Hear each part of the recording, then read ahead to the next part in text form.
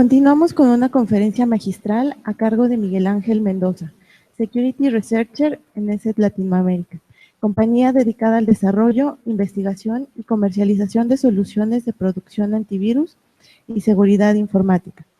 El tema que desarrollará es Tequila con Malware, Limón y Sal 2.0. Sin más, los dejo con Miguel Ángel Mendoza. Hola, muy buenas tardes. La verdad es que es un gusto para mí poder estar presente el día de hoy aquí para mostrarles mucha de la información que nosotros estamos generando desde el Laboratorio de Investigación y Análisis de Malware de ESET Latinoamérica. Y bueno, básicamente el título se debe a que es la continuación de una conferencia que se presentó el año pasado aquí en este mismo espacio, en la edición del 2014 del Congreso de Seguridad. Y principalmente porque presenta algunas de las conclusiones más relevantes sobre esta investigación. Bien, ¿qué es lo que vamos a revisar? Bueno, de manera general, lo que quiero compartirles es un panorama general de cómo está actualmente propagándose e infectando el malware en la región, en Latinoamérica.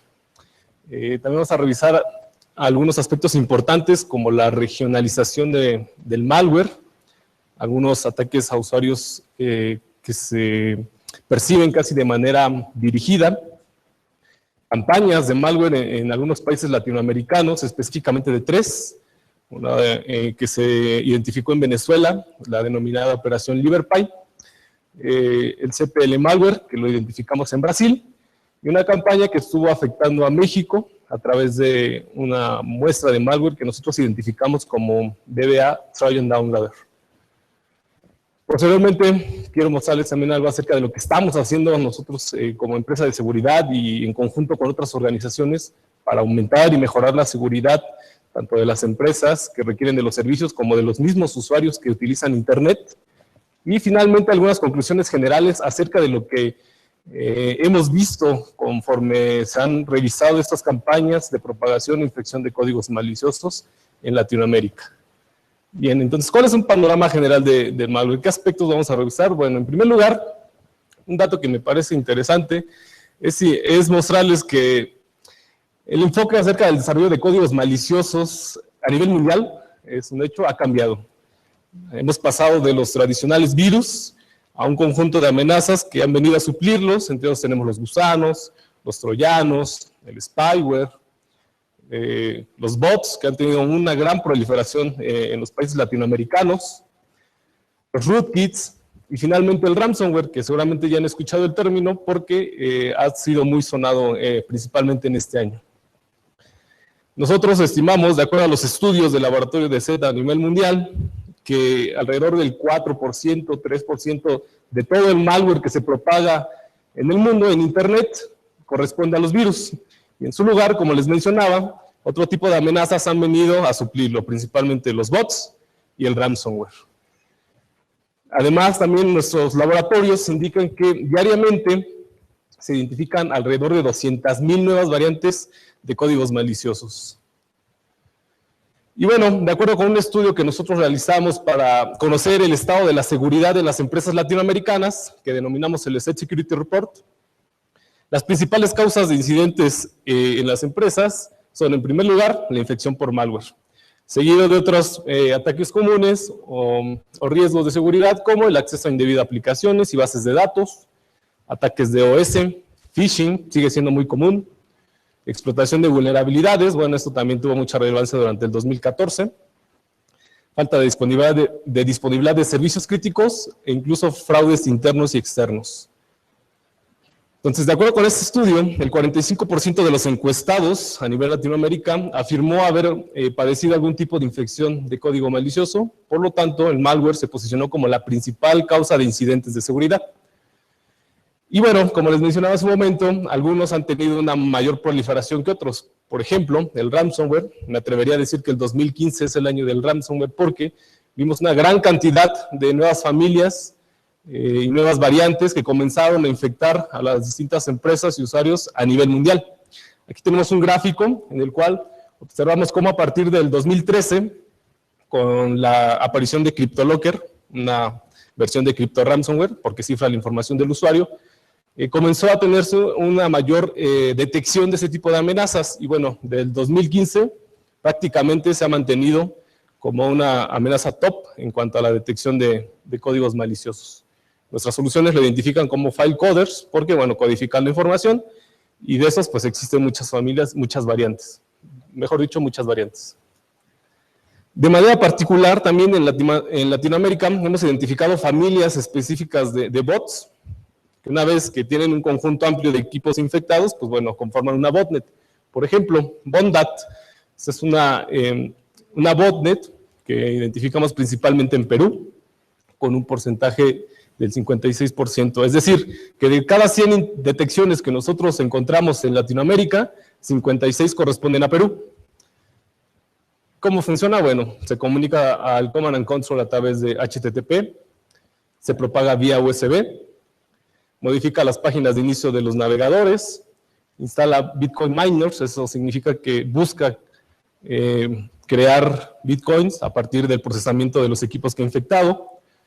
Se encuentra activa desde septiembre del 2014, y bueno, son como características generales de esta botnet. Además, tenemos Doorbug, esta también es muy conocida desde hace algunos años aquí en Latinoamérica, y lamentablemente México ocupa el primer lugar del número de detecciones en Latinoamérica. El 36% de las que tenemos corresponden a nuestro país. ¿Qué características tiene? Bueno, la comunicación es a través del protocolo IRC, se propaga vía USB, correos electrónicos, redes sociales, busca robar credenciales principalmente de usuarios y contraseñas de los servicios más populares. Además, tiene otras características como instalar otros códigos maliciosos, y está activa desde el 2011 en Latinoamérica, al menos los registros que nosotros tenemos. Remtazú es otra de las botnets con mucha proliferación, principalmente en Colombia. Características: se comunica vía HTTP, se propaga vía correos electrónicos, tiene las funcionalidades de keylogger y permite el acceso remoto a los atacantes una vez que han infectado los equipos. Puede instalar otros códigos maliciosos, y también la tenemos detectada desde el 2011, pero de manera específica en Latinoamérica desde el 2014. Y finalmente NeoRep, otra botnet que hemos identificado principalmente en México, con el 30% de las detecciones. Y bueno, entre las características la verdad es que funcionan de manera similar, se propagan vía USB. Esta como característica principal es que utiliza archivos de Microsoft Office, utilizando las macros. Y bueno, desde abril de 2015 la tenemos identificada en Latinoamérica. Bien, entonces, a grandes rasgos, son algunas de las detecciones que tenemos en cuanto a amenazas, principalmente de ransomware y de botnets. Bueno, de acuerdo con los estudios que hemos realizado, algunos de los datos que nos parecieron más interesantes es que el 78% de estas amenazas se propagan como gusanos, pero obviamente tienen otras características. Su propagación es como un gusano, pero unen a los equipos a una botnet, y además tiene otras funcionalidades, ya veíamos, pueden ser keyloggers. El 66% de estas familias se pueden propagar a través de dispositivos USB. 5 de cada 10 familias de bots, que obviamente identificamos durante este año, funcionan como keyloggers, es decir, que buscan robar información de lo que escribe el usuario. Y finalmente, el 21% de las detecciones de los bots pueden realizar ataques de denegación de servicio, entre otras funciones, ¿no? Por ejemplo, también son utilizadas para propagar más códigos maliciosos, para propagar correo electrónico no deseado y masivo, es decir, spam. En fin, son utilizadas para distintos objetivos. Y bueno, esto nos ha llevado también a hacer un análisis específico, porque obviamente el laboratorio de SET para la región tiene mucho más foco en Latinoamérica. Y de esta manera hemos identificado ciertos patrones que nos han parecido interesantes. Por ejemplo, seguramente también ya vieron esta imagen, corresponde al ransomware del CTV Locker, que se identificó específicamente en enero de este año. Pero ¿qué sucedió? Las primeras versiones que identificábamos cifraban la información, pero los mensajes aparecían en inglés. Unos días después comenzamos a ver esto, completamente enfocados a un público hispanoparlante, y que por lo tanto pues nos da indicios de que este código malicioso tenía objetivos para, en este caso, cifrar la información de los usuarios latinoamericanos. Y esto la verdad es que no es algo nuevo. Hemos identificado este tipo de campañas de manera específica, ya les mencionaba, en 3 países, aunque hay más, tenemos más indicios de que hay códigos maliciosos que se propagan de manera específica en diferentes países de Latinoamérica. El primero de ellos, del que les voy a hablar, es la operación Liberpay, que nosotros le identificamos en Venezuela. ¿Por qué nos atrevemos a decir esto? Bueno, vamos a ver algunos detalles. En primer lugar, esta amenaza se comenzó a propagar vía correo electrónico. Los usuarios recibían este tipo de mensajes. ¿Y cuántas veces no ha sucedido que ustedes abren su bandeja y ven algún tipo de mensaje en el cual supuestamente ya les hicieron un depósito bancario, su cuenta ha sido bloqueada, ganaste un iPhone 6, ganaste un viaje a París? El mismo principio que apunta siempre a la ingeniería social. Bueno, aquí supuestamente los usuarios de Venezuela principalmente recibían este correo electrónico con un archivo adjunto, con un supuesto software que da seguimiento a las compras. Utilizaban a Liberty Express para intentar engañar a las potenciales víctimas. Y en realidad se trataba de un ejecutable. De hecho, fueron dos tipos de ejecutables que identificamos. Uno de ellos, llamado Liberty 2.0, ejecutable obviamente, y Liberty 1.0. Es decir, había dos versiones. Nuestras soluciones de seguridad lo identificaron como Python Liberty, porque en realidad era un script de Python. Y el otro está identificado específicamente como un keylogger.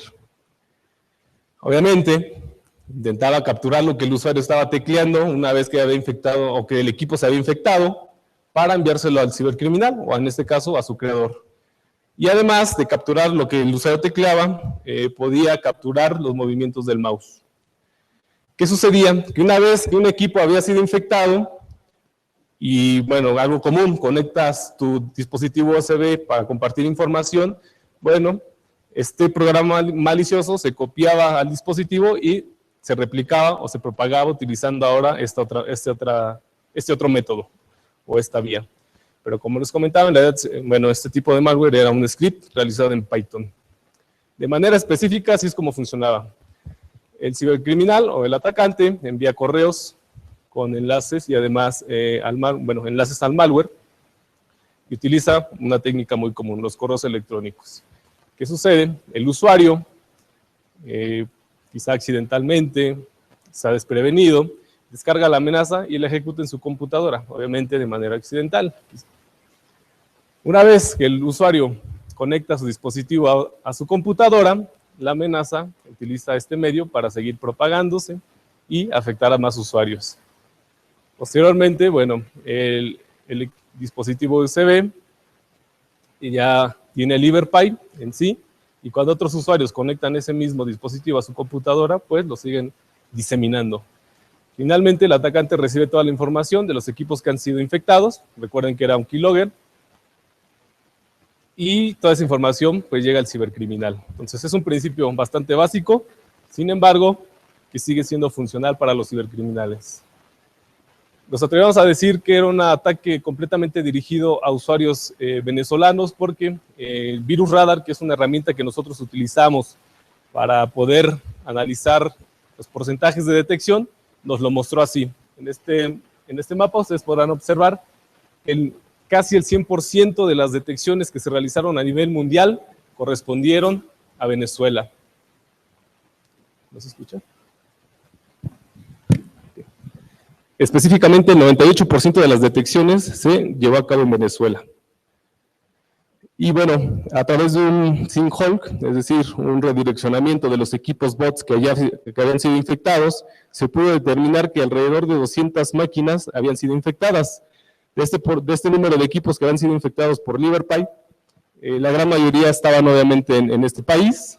De manera específica, 1.670 equipos habían sido infectados, y obviamente pues esto nos daba indicios o nos da parámetros para pensar que estaba de un ataque dirigido a los venezolanos. Otra de las campañas que logramos identificar la denominamos malware CPL malware, y de manera específica estaba enfocada a los brasileños. ¿Por qué?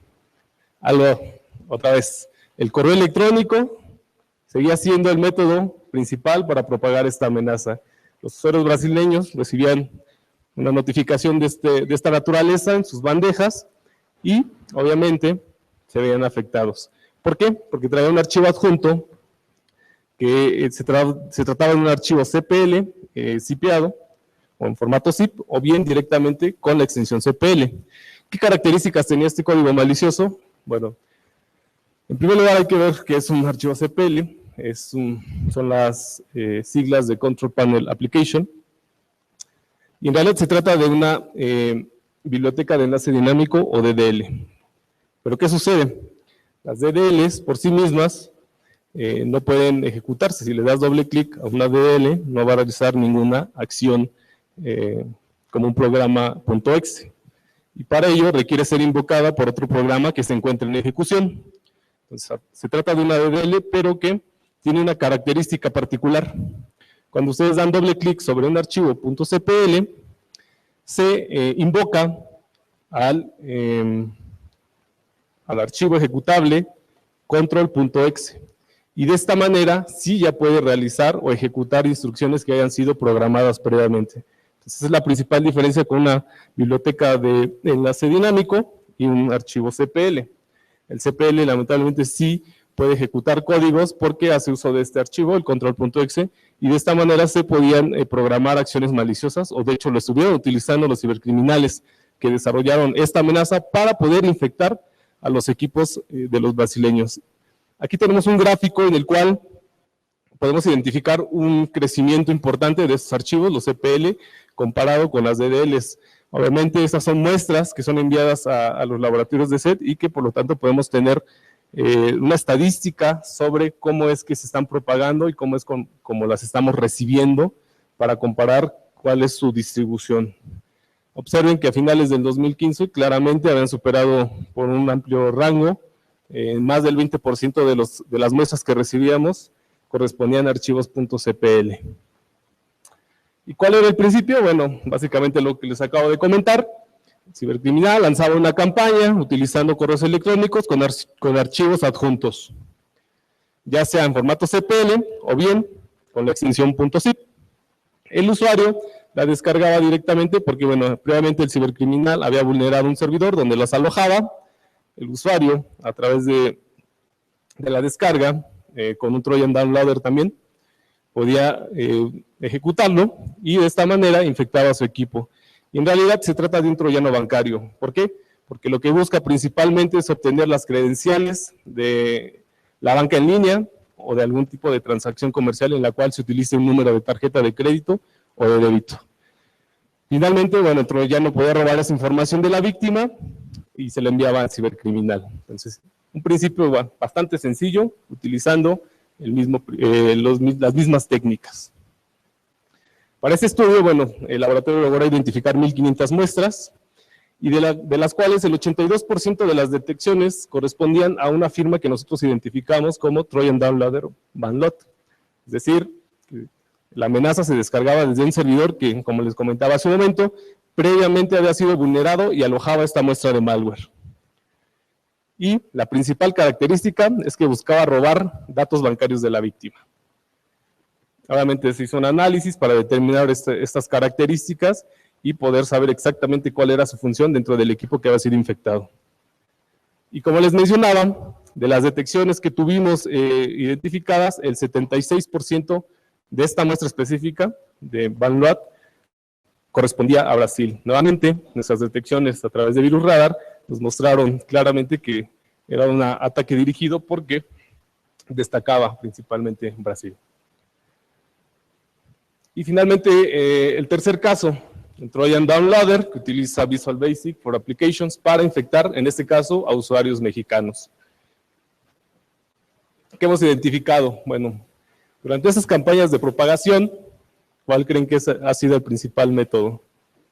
Los correos electrónicos nuevamente. Y continuamente nosotros emitimos alertas de seguridad. Tenemos un blog, Head We Live Security, si quieren consultarlo. Prácticamente todos los días sacamos alertas, noticias sobre lo que está sucediendo, lo que está afectando a los usuarios latinoamericanos. Y por ejemplo, sabíamos una nota bancaria, obviamente falsa, que se estaba propagando en México y propagaba Doorbot, aquella botnet que mencionamos al inicio. Después, otra noticia falsa, un supuesto viaje a París que el usuario había ganado y que nuevamente se trataba de un troyano, es decir, este programa que busca pasar como un inofensivo, pero una vez dentro del equipo de la víctima, lleva a cabo acciones maliciosas. Y se han utilizado un sinnúmero de instituciones, por ejemplo, falsos correos que hacen alusión a Telmex, por ejemplo, nuevamente utilizando macromalware para infectar a los usuarios.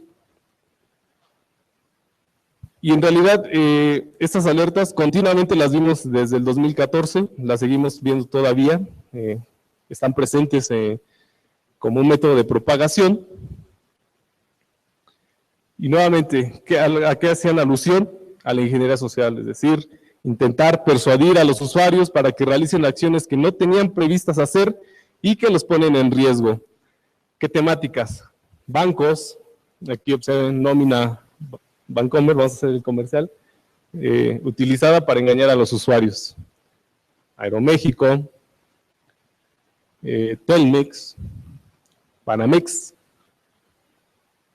Entonces, principalmente se utilizaron los nombres de instituciones bancarias, las más reconocidas, pero también algunas de gobierno, como puede ser Profeco, el Periódico Universal, Mercado Libre, SAT, Telcel. Entonces, ¿qué estamos observando? Que estos correos electrónicos están completamente dirigidos a un público mexicano. Cuando se hizo el análisis, bueno, obviamente se trata de macromalware, porque estos programas, bueno, los correos que le llegaban a la bandeja de entrada de los usuarios contenían un archivo de Word, principalmente, que tenía programadas macros. Estas macros se conectaban a servidores que estaban principalmente infectados o habían sido vulnerados en Chile. El 76% de estos servidores se encontraba en Chile, y de ahí descargaba algún tipo de amenaza. Nuevamente se trataba de dos tipos de programas maliciosos que operaban en conjunto. En este caso se trata de un Trojan Downloader, porque descarga la otra amenaza, y un bot. Una vez que el equipo de la víctima había sido infectado por el Trojan Downloader, descargaba tres amenazas principales que nosotros identificamos como Doorbug, la que revisamos al inicio, que buscaba robar credenciales de redes sociales principalmente. Neured, que es otro tipo de botnet que ha tenido mucha proliferación, ya lo veíamos, ocupaba el primer lugar, al menos en México. Y Dridex, que es otra amenaza que también nosotros identificamos como un bot. Bien, entonces, después de eso, esto es lo que se estuvo comentando el año pasado en esa conferencia, y comenzamos a ver otros patrones, es decir, seguimos analizando todas las muestras que llegaban al laboratorio, y observen que en el segundo trimestre del 2014, el 99% de estas amenazas de BBA Trojan Downloader eran registradas en México, y algunos otros países, por ejemplo Colombia, tenían el 1%. Una tasa de detección bastante baja. Para el tercer trimestre, México, bueno, comenzó a tener un pequeño descenso. Identificamos el 86% de estas detecciones para nuestro país, y algunos países de Latinoamérica comenzaron a tener algún ligero incremento. Por ejemplo, Brasil con un 5%, Argentina con un 2%, Ecuador con un 1%. Después, para el cuarto trimestre del 2014, vimos una ligera reducción para México con un 72%, y otras comenzaron a crecer, por ejemplo, Perú con un 12%. En el primer trimestre del 2015 que identificamos, bueno, México se mantuvo un 12%, y otros siguieron creciendo. Por ejemplo, Ecuador ya tenía el 6%, Perú se redujo del 12 al 7%. Segundo semestre del 2015, México se redujo 57%, otros seguían creciendo, por ejemplo Chile, Perú. Y finalmente, bueno, los datos que tenemos para el tercer trimestre del 2015 nos dicen que México solamente tenía el 12%, y en su lugar otros países habían crecido con el 24%, por ejemplo Ecuador o Perú con un 24% también, o Brasil con el 20%. ¿Pero eso qué significa? ¿Que en México se dejó de propagar esta amenaza? No, la realidad es que no. Cuando buscamos todas las detecciones y las infecciones que se habían presentado en México desde el 1 de enero de 2014 hasta el 1 de diciembre del 2015, pues claramente vemos que existe una tendencia que se mantiene, es decir, Estas líneas representan las detecciones de BBA, Trojan Downloader, que comenzaron a identificarse en México, y pues obviamente no hay una reducción. En su lugar, otro tipo de países, como lo veíamos en el gráfico, han comenzado a verse afectados. En este caso, por ejemplo, Ecuador, durante 2014 tuvo una tasa de detección muy baja, pero conforme fue avanzando los meses, conforme fue teniendo un mayor nivel de detección, observen que se comenzaron a ver más infecciones relacionadas con Trojan BBA Downloader. Y a nivel mundial, esta tendencia se mantiene. Entonces, eso no significa, el hecho de que México hubiese tenido menores niveles de detección, no significa que se está desarrollando menos malware o que se está propagando en menor proporción. Por el contrario, el malware, específicamente el BBA Trojan Downloader, siguió creciendo y lo que cambió fue la distribución. Por ejemplo, ahora vimos este mismo caso que se estaba aplicando en México utilizando Telmex, utilizando Profeco, utilizando el SAT, que se empezó a aplicar a otros países, como cuáles, bueno, principalmente de Latinoamérica, El Salvador, con casos específicos de macromalware, y la realidad es que utilizaban el mismo principio, alguna institución de gobierno para intentar engañar a los usuarios, en este caso, una solicitud de Hacienda de El Salvador, o bien gobiernos de Guatemala y de este mismo país. Entonces, ¿qué significa esto? Que el macromalware siguió creciendo, sin embargo, que ahora comenzó a afectar a otros países, y la distribución hizo que se redujera en México, pero esto no significa exactamente que haya menos malware o macromalware en México. La realidad es que lo que cambió fue la distribución, porque comenzó a propagarse en otros países de Centroamérica y de Sudamérica, principalmente ya lo veíamos, Ecuador, Brasil y Perú. Bien, entonces, estas más o menos 3 investigaciones que se llevaron durante el 2015 relacionadas con campañas maliciosas que identificamos para Latinoamérica. Y como observamos, claramente son ataques dirigidos a usuarios de ciertos países con ciertas características. Pero entonces, ¿qué estamos haciendo para protegernos? ¿Qué es lo más importante? ¿Por qué necesitamos seguir aplicando esfuerzos para mantener la confidencialidad, integridad y disponibilidad de nuestra información? Bueno, básicamente, por un lado está la tecnología. La tecnología debe evolucionar a la par o quizá con una mayor rapidez, así como lo están haciendo las amenazas informáticas. Y esto porque, bueno, es una carrera. Siempre que se tiene alguna medida de seguridad, de protección, puede ser vulnerada y es necesario mejorarla para que los cibercriminales no puedan tener éxito en sus objetivos. Y bueno, hablo de manera específica, la industria antivirus también ha tenido que evolucionar conforme lo han hecho las amenazas informáticas y específicamente con los patrones que se han identificado. Lo mencionaba al principio, los virus han pasado a un segundo término, en su lugar vemos otro tipo de amenazas, de códigos maliciosos que están proliferando y que por lo tanto han llamado más la atención. ¿Por qué? Porque claramente generan un beneficio económico para los cibercriminales y por eso es que se están desarrollando y propagando e infectando con mayor proporción respecto a otros tipos de códigos maliciosos. De manera específica, bueno, quiero comentarles que la tecnología antivirus pues ha evolucionado para intentar bloquear ese tipo de amenazas, conociendo los vectores de propagación e infección más comunes. Por ejemplo, para las botnets se han desarrollado módulos específicos que buscan protegernos de ese tipo de amenazas. ¿Por qué? Porque se conocen cuáles son los protocolos, los puertos más comunes por los cuales se comunican con los command and control, es decir, los cibercriminales que tienen el control sobre los equipos que han sido infectados. Pero otro tipo de soluciones como los firewalls claramente también nos ayudan a protegernos. Otro tipo de características, por ejemplo, el análisis avanzado de memoria, que porque conocemos casos en los cuales, y seguramente también lo saben, el malware comienza a propagarse empaquetado, cifrado, y por lo tanto difícilmente se puede identificar por los tradicionales métodos de identificación de malware. Por ello, bueno, se han tenido que mejorar esas técnicas de detección de tal manera que cuando el código malicioso se carga en memoria y se identifica esa acción ofensiva sobre los sistemas de las víctimas, bueno, pueda bloquearse. Entonces, por un lado, la tecnología ha jugado un papel muy importante, bastante relevante, porque nos va a permitir protegernos de las amenazas que están en tendencia, amenazas actuales, es lo que estamos viendo en los últimos años y los últimos meses.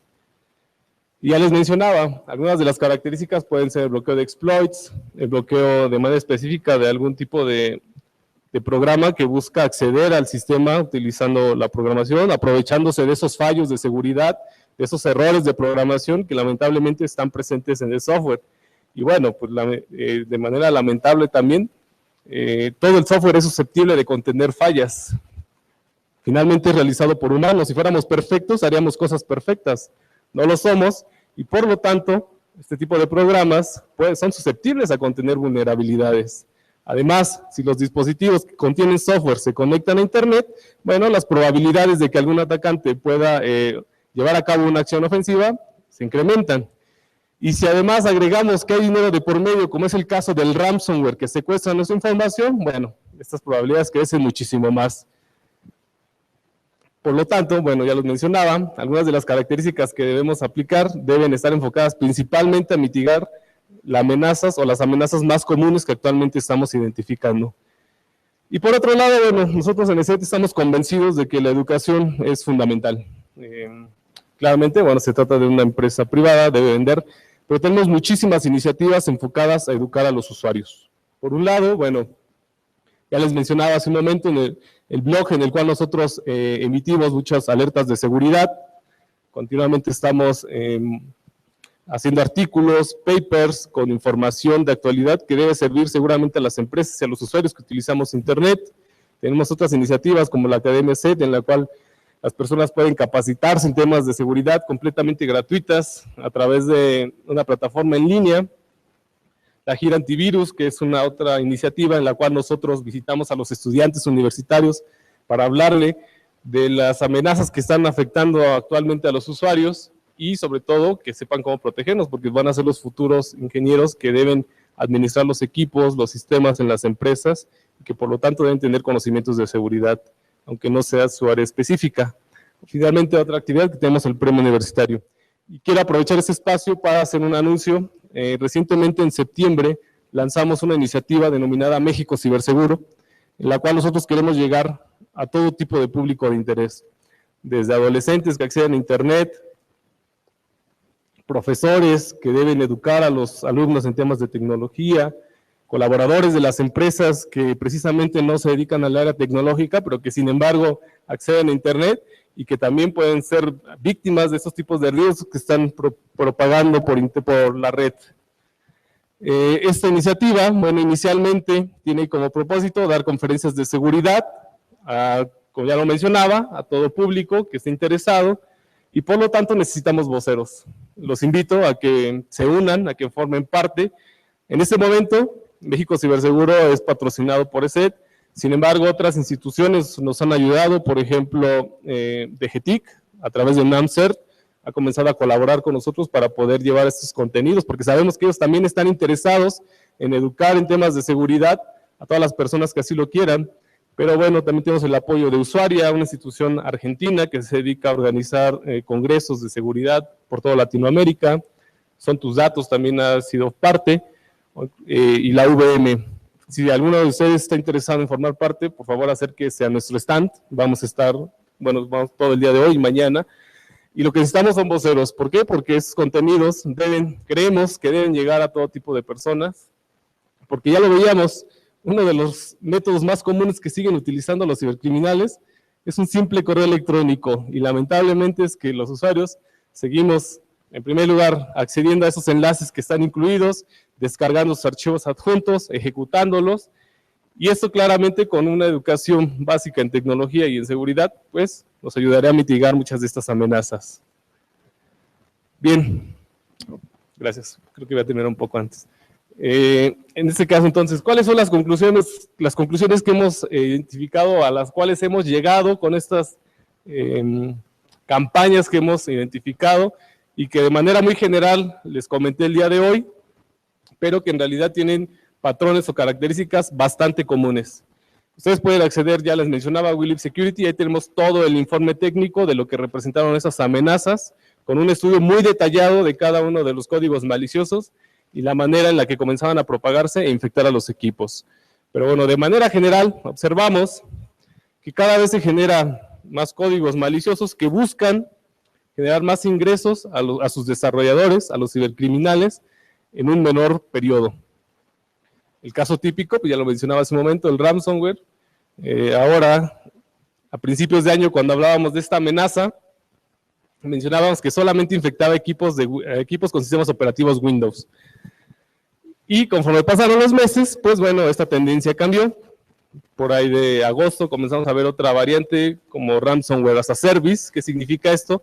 Que aquel desarrollador de ransomware también creó un kit en el cual lo estaba vendiendo en el mercado negro. Cualquier persona que quisiera acceder a este kit lo compraba, desarrollaba su propio ransomware de manera automática, independientemente de los conocimientos técnicos que tuviese, y también podría comenzar a propagarlos e infectar a más personas, bueno, en este caso a más equipos. El cibercriminal obtenía una comisión por haber vendido el kit de desarrollo de ransomware, y obviamente la persona que lo compró también obtenía una ganancia por haber infectado a más sistemas de las víctimas. Después vimos ransomware open source. Ustedes pueden acceder a GitHub y hay una muestra de Hidden Tear en la cual la pueden descargar y comenzar a hacer pruebas. Obviamente con fines académicos, pero en manos equivocadas, pues claramente sabemos para qué se puede utilizar este tipo de código. Y finalmente, hace algunos días, conocimos los primeros casos de ransomware que buscaban infectar a los sistemas Linux, específicamente a los servidores, y Mac obviamente no es la excepción. Existen pruebas de concepto que nos muestran que Mac también es susceptible a ser afectado a este tipo de programas. Y ya veíamos de manera general lo que hacen las botnets, robar los datos, principalmente bancarios, cuentas de usuario, contraseñas. ¿Por qué? Porque esto tiene valor. Lamentablemente, muchas personas no le damos el valor a nuestra información, y los cibercriminales sí lo hacen, porque lo venden. Estos datos claramente tienen un valor monetario en el mercado negro. Por lo tanto, entonces vamos a seguir viendo algún tipo de amenazas que generan más ingresos en menos tiempo. Por otro lado, ya observamos de manera general la regionalización de las amenazas. Se han desarrollado códigos maliciosos de manera específica para ciertos países y ciertos usuarios. Como características también observamos que cada vez hay malware más complejo. Utilizan técnicas para infectar mucho más complejos. Ya vemos algunos casos como los CPL, como el ransomware, con métodos de cifrado mucho más agresivos.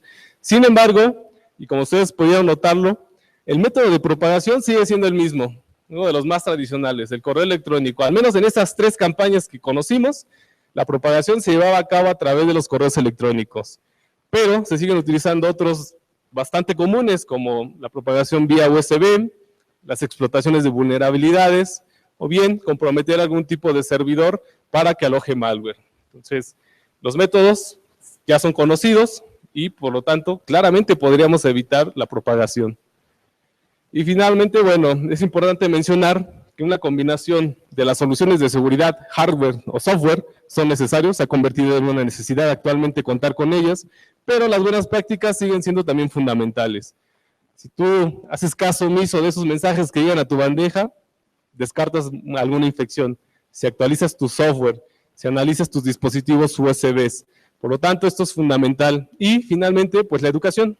Estamos convencidos de que la educación es fundamental para que podamos evitar estas amenazas, su propagación, la infección y todas las consecuencias que podría contraer esto. Por ejemplo, el robo de identidad, que está bastante ligado al robo de la información. Y por lo tanto es que nosotros tenemos estas iniciativas que buscan educar y concientizar a los usuarios. Pero bueno, finalmente el objetivo primordial que nosotros perseguimos es que podamos disfrutar de la tecnología en un ambiente cada vez más seguro. Muchas gracias por su atención y si tienen alguna pregunta, con toda confianza. Gracias.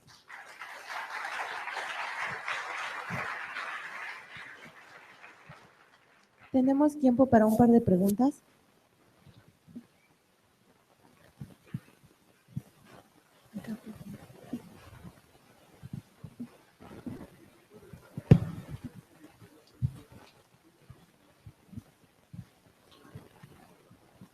La verdad es que no tengo información al respecto, pero si podrías comentarnos lo que sabes.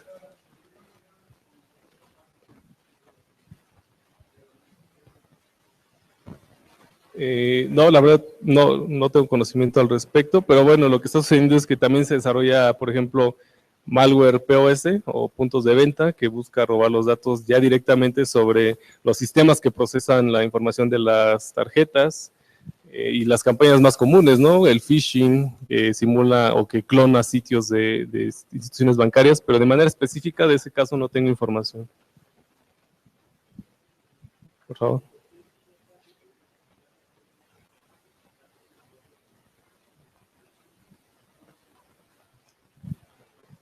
La realidad es que sí, por ejemplo, en el caso de Liberpay, se logró hacer un sinkhole en conjunto con Ispasec, en la cual se levantó un nuevo servidor y todo el tráfico de las botnets que habían sido infectadas, o en este caso los equipos que formaban parte de la botnet, se redirigió hacia el sinkhole.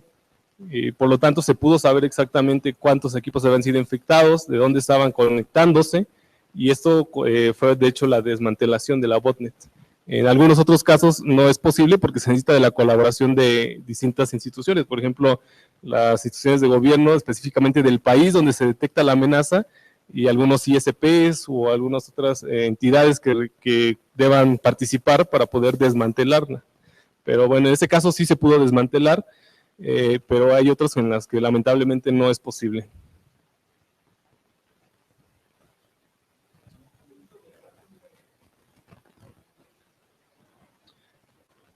Claro, sí, no lo mencioné, pero sí, de hecho, el primer ransomware que se desarrolló para Android se registró en el 2014, el SimLocker, y de acuerdo con nuestros estudios, actualmente existen alrededor de 2,000 familias de programas maliciosos que están enfocados a Android, muchos de ellos son ransomware. Hace algunos meses también conocimos el caso del virus de la policía, de manera específica para Android, y bajo el mismo principio, ¿no? El usuario se descargaba una aplicación, obviamente desde un sitio no oficial, la instalaba en su teléfono y se bloqueaba, haciendo alusión de que el FBI había infectado, o bueno, había bloqueado el dispositivo porque el usuario había infringido alguna ley, por ejemplo, propiedad intelectual o al revisar pornografía infantil.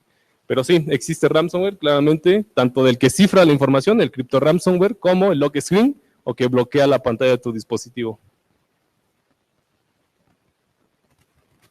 No, de qué. Por favor.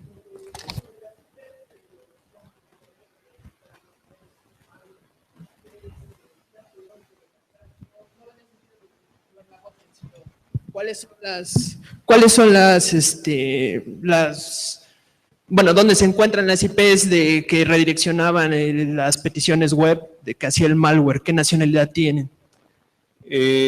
La verdad es que no sé exactamente la nacionalidad, pero mucho de lo que sucede también es que no se puede hacer un señalamiento directo sobre la IP, porque lo que sucede también es que han sido comprometidos los servidores. Entonces, muchas veces los administradores no lo saben, hacen sus actividades cotidianas y no se les puede imputar algún cargo, algún delito, porque ellos también fueron víctimas de los cibercriminales. Obviamente buscan mantener su anonimato y por lo tanto utilizan IPs de servicios que son públicos, principalmente algunos son de gobierno incluso, y por lo tanto no se puede afectar directamente esa dirección IP.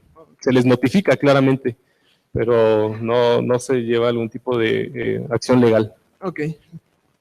Mi pregunta iba enfocada por si no utilizaban algún tipo de sistema para anonimizar los servidores o algún, por llamarlo autor o algo así, que pudiera estar ocultando los command and control. Nada más era eso. No, en este caso no. Otros tipos de malware sí lo hacen, pero al menos las botnets no.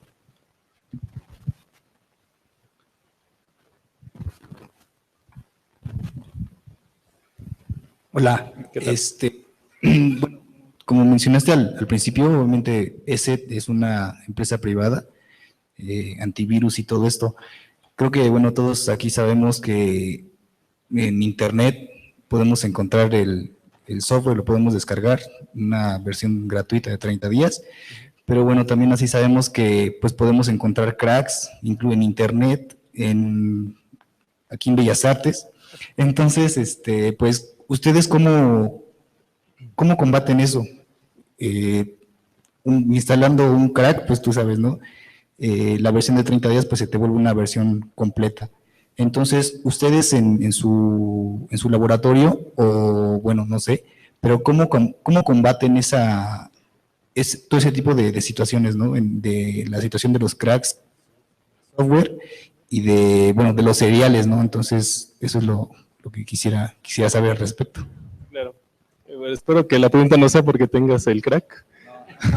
No, para nada. Pero bueno, lo que sucede en realidad es que es un problema casi endémico de Latinoamérica, la piratería.